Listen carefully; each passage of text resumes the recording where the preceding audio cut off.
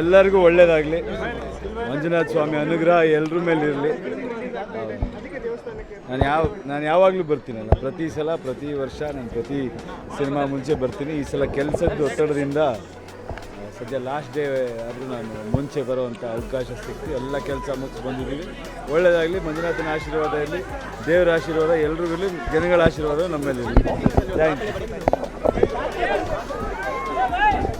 ದೇವರು ನಮ್ಮದೇನಿಲ್ಲ, ಕೆಲಸ ಮಾಡಿದ್ದೀವಿ ಅಷ್ಟೇ.